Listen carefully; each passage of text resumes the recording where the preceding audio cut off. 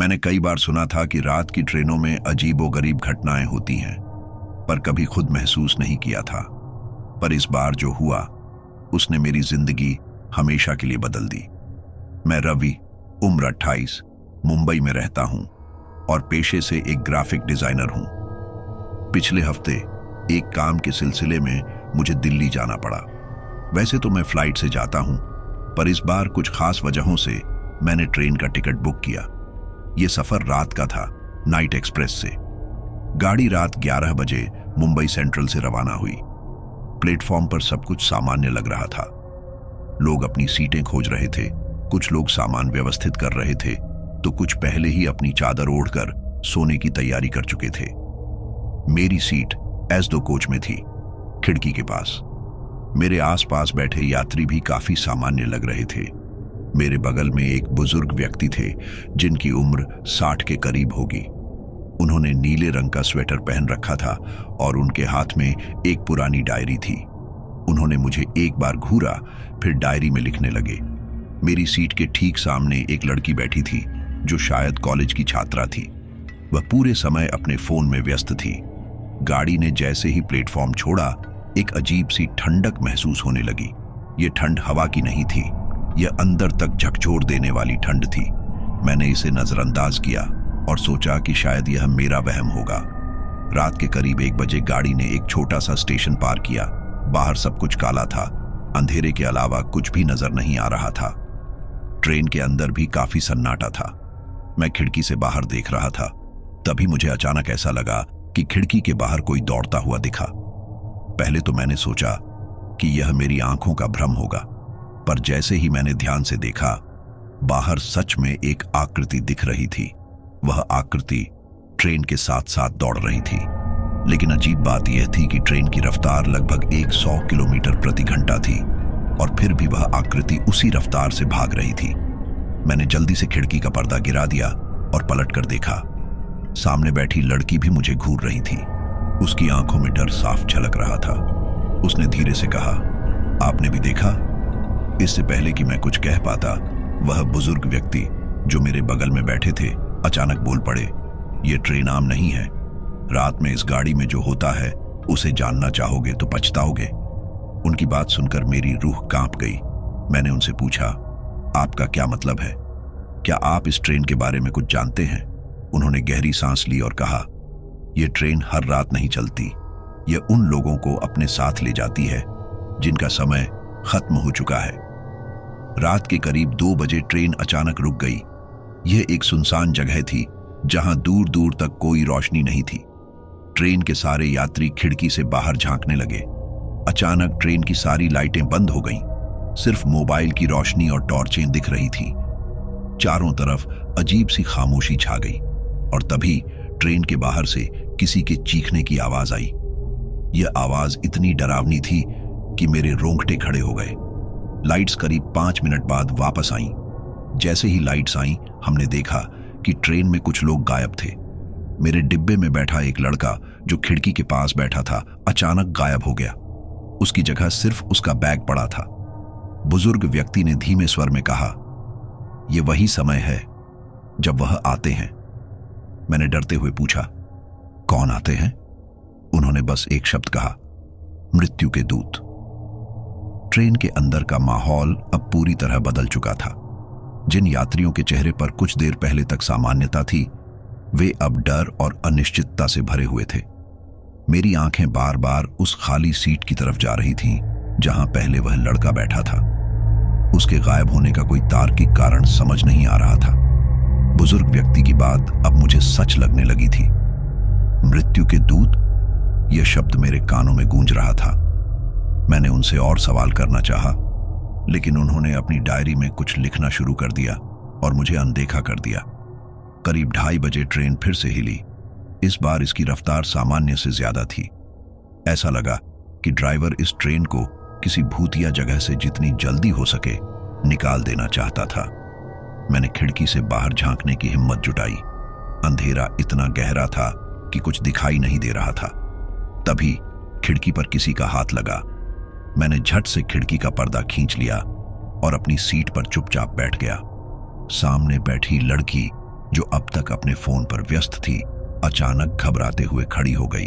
उसने कांपते हुए कहा, मेरे भाई का फोन था। उसने बताया कि वह ट्रेन में है, लेकिन वह तो मेरे सामने ही बैठा था। वह कह रहा है कि वह कोच S5 में फंसा हुआ है। सभी चौंक गए।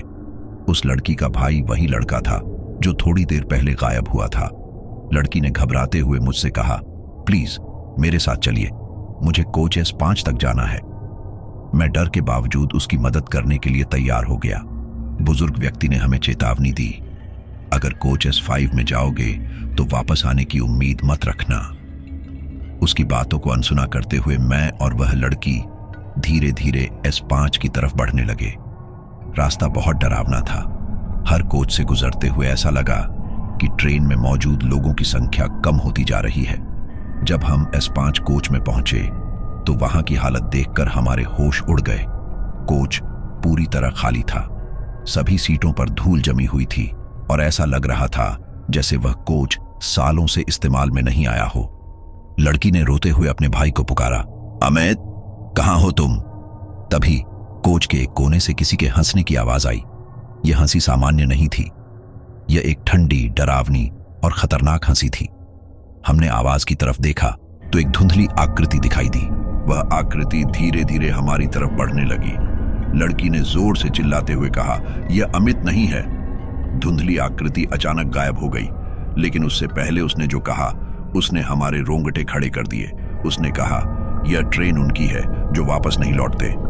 मैंने लड़की का हाथ पकड़ा और दौड़ते हुए S2 की तरफ भागा। रास्ते में मुझे ऐसा लगा कि ट्रेन की दीवारें मुझे घूर रही हैं। कोच के अंदर की सीटें मानो मेरे नाम पुकार रही थीं। जब हम S2 में पहुंचे तो मैंने देखा कि बुजुर्ग व्यक्ति अब अपनी जगह पर नहीं थे। उनकी डायरी वहीं पड़ी थी।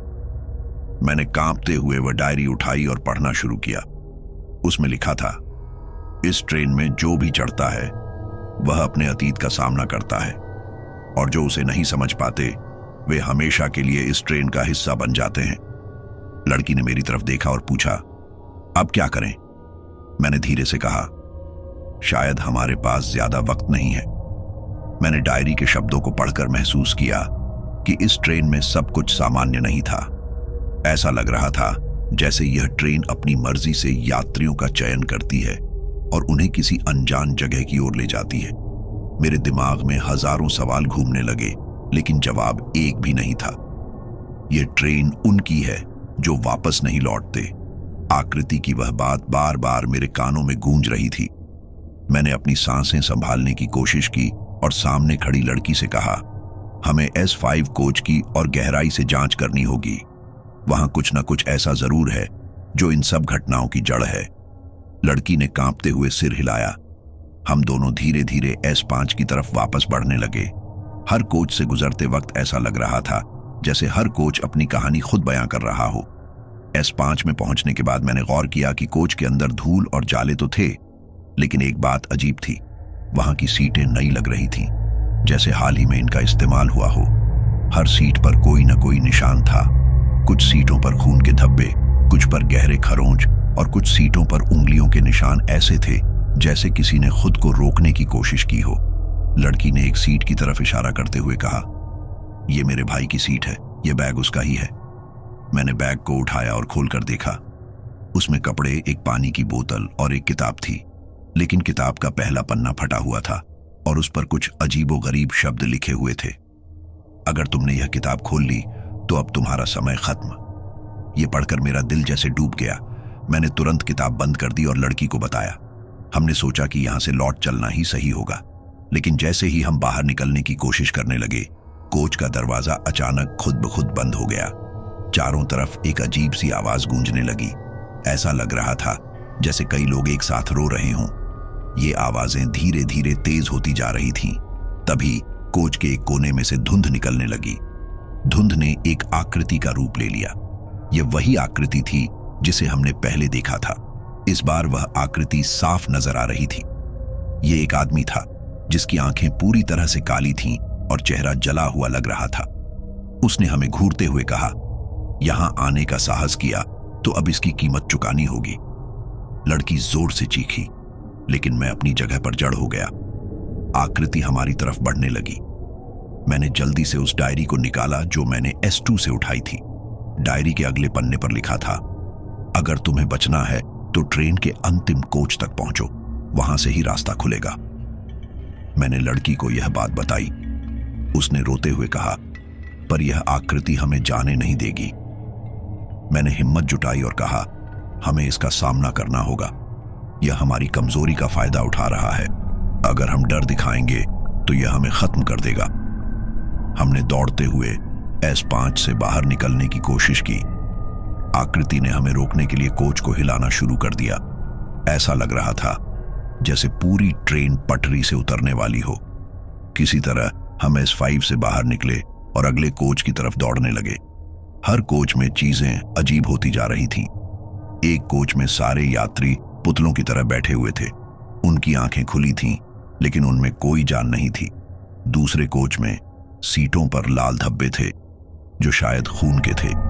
वहां से गुजरते वक्त ऐसा लग रहा था जैसे सीटों से कोई हमें पकड़ने की कोशिश कर रहा हो। जब हम तीसरे कोच में पहुंचे तो वहां एक महिला खड़ी थी। उसने सफेद साड़ी पहन रखी थी और उसके बाल बिखरे हुए थे। उसने हमारी तरफ इशारा करते हुए कहा, तुम कभी नहीं बचोगे, ये ट्रेन तुम्हारी कब्रगाह है। हम किसी तरह दौड़ते हुए अंतिम कोच तक पहुंचे। वहां एक बड़ा सा लोहे का दरवाजा था जिस पर लिखा था, केवल वह जो अपने अतीत का सामना करेगा यहां से निकल सकता है। मैंने लड़की की तरफ देखा और कहा, शायद हमें कुछ ऐसा करना होगा जिससे यह दरवाजा खुले। तभी ट्रेन के अंदर से एक तेज चीखने की आवाज आई। वह आकृति फिर हमारे सामने आ गई। उसने कहा, तुम अपने अतीत से भाग नहीं सकते, इसे स्वीकार करो, वरना यही तुम्हारी मंजिल होगी। लड़की रोते हुए बोली, मैंने अपने भाई को बचाने के लिए कुछ गलत किया। मैंने उसे इस ट्रेन में चढ़ने के लिए मजबूर किया था, जबकि वह नहीं आना चाहता था। यह मेरी गलती है। यह कहते ही दरवाजा थोड़ा सा खुल गया, लेकिन मैं वहीं खड़ा रहा। मेरे अंदर का डर मुझे जकड़ रहा था। मैंने सोचा, क्या मैं भी अपने अतीत से भाग रहा हूं? दरवाजे के सामने खड़ा मैं अपनी जगह से हिल भी नहीं पा रहा था। मेरी धड़कनें तेज थीं और शरीर पसीने से भीग चुका था। लड़की का अतीत मानने पर दरवाजा थोड़ा सा खुला, लेकिन पूरी तरह नहीं। इसका मतलब साफ था, यह दरवाजा तभी खुलेगा जब मैं भी अपना अतीत स्वीकार करूंगा। लड़की ने मेरी तरफ देखा और घबराई हुई आवाज में कहा, अगर तुमने भी सच कबूल नहीं किया तो यह दरवाजा कभी नहीं खुलेगा। यह आकृति हमें जिंदा नहीं छोड़ेगी। मैंने उसकी बात सुनी, लेकिन मेरे अंदर की एक गहरी आवाज मुझे रोक रही थी। मेरी सोच में वह रात घूमने लगी जिसने मेरी जिंदगी बदल दी थी। कुछ साल पहले मेरी जिंदगी में सब कुछ सामान्य था। मैं एक साधारण इंसान था। पढ़ाई, दोस्तों और परिवार के बीच एक सहज जीवन जी रहा था। लेकिन एक घटना ने सब कुछ बदल दिया। उस रात मैं अपने दोस्तों के साथ जश्न मना रहा था। हमने थोड़ी ज्यादा शराब पी ली थी। रात के करीब 2 बजे मैं गाड़ी चला रहा था। मेरे दोस्तों ने मुझे रोकने की कोशिश की, लेकिन मैंने उनकी बातों को नजरअंदाज कर दिया। रास्ते में एक मोड़ पर अचानक सामने से एक औरत आई। मैंने उसे देखने की कोशिश की, लेकिन ब्रेक लगाने से पहले ही वह गाड़ी से टकरा गई। मैं डर गया। मेरे दोस्तों ने कहा, चलो भागते हैं, कोई हमें देखेगा नहीं। मैंने वही किया। गाड़ी तेज चलाकर वहां से भाग निकला, लेकिन उस औरत की चीख आज भी मेरे कानों में गूंजती है। मैं कभी यह बात किसी को नहीं बता पाया।